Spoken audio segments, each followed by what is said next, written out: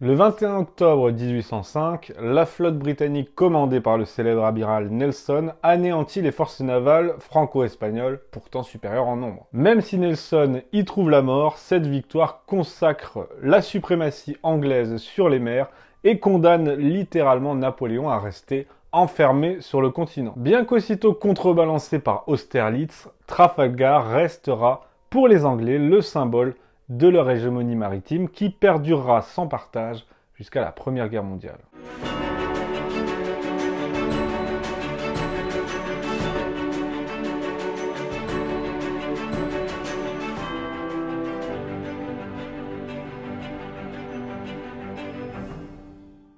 Donc aujourd'hui, on va parler d'une victoire anglaise et d'une défaite napoléonienne.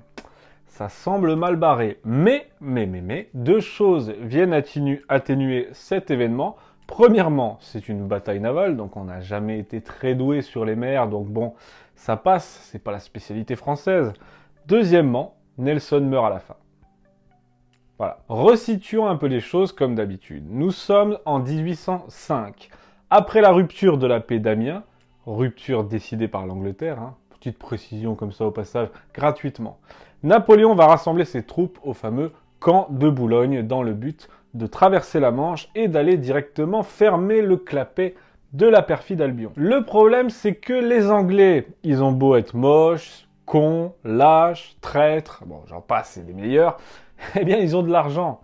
Et avec cet argent, ils peuvent envoyer les autres se battre à leur place. C'est exactement ce qu'ils vont faire en réunissant la troisième coalition, en gros l'Angleterre, la Russie et l'Autriche. Ah, bah oui, je vais quand même pas citer Naples et la Suède, quand même. Dans le même temps, à cause de ce branquignol trouillard d'amiral Villeneuve, Napoléon est contraint d'abandonner son idée de traverser la Manche, et donc à la tête de sa grande armée, il va se retourner, faire volte-face et se diriger vers le cœur de l'Europe pour faire face à ses ennemis qui marchent vers la France. L'amiral Villeneuve, quant à lui, qui était resté un peu passif alors que Napoléon avait besoin de lui pour traverser la Manche, eh bien là, il est enfermé dans Cadix et il est aux commandes de la flotte franco-espagnole. Ah oui, parce que je vous ai pas dit, il y avait les Espagnols avec nous à ce moment-là. Il est donc bloqué à Cadix, mais le 19 octobre, après s'être fait bien engueuler par Napoléon, sur ordre de l'empereur, il appareille avec 33 navires, direction Naples. Sauf que 2 jours plus tard seulement, il se retrouve face à la flotte britannique commandée par le redoutable amiral Nelson. Nelson qui avait déjà détruit la flotte française à Aboukir pendant la campagne d'Égypte. Et là, c'est le drame. On l'a dit, les franco-espagnols ont 33 vaisseaux de ligne, les anglais 27. Sauf que les anglais, ils ont beau être en infériorité numérique, ils sont mieux équipés, mieux commandés et plus expérimentés. Ça commence à faire beaucoup. Face à Nelson, Villeneuve choisit une formation en croissant. Comme j'ai la flemme de vous faire des schémas, je vais vous le faire comme ça. Voilà, ça c'est un très beau croissant. Voilà comment Villeneuve dispose sa flotte. Quant à Nelson, sa stratégie, ça va être d'attaquer perpendiculairement et d'attaquer le centre du dispositif franco-espagnol. En gros, ça donne ça. C'est quand même pas mal comme schéma. Selon le vocabulaire adapté, on peut dire que Nelson accepte de se faire barrer le T. Là aussi, un petit schéma, voilà, il se fait barrer le T. Vous avez compris? Mais bon, comme je suis gentil, je vais vous montrer des schémas. En voilà un. Allez, un deuxième. Un troisième et puis c'est tout, gourmand va. La bataille est d'une violence redoutable et très vite, les Anglais prennent le dessus. Le HMS Victory, sur lequel se situe Nelson, va se frayer un chemin et tirer une bordée meurtrière sur le vaisseau amiral français, le Bucentaure, le mettant hors de combat d'un seul coup. Vont s'en suivre des combats singuliers entre les navires où les Britanniques ont l'avantage. Les vaisseaux anglais vont s'engouffrer dans la brèche qui avait été tracée par le Victory.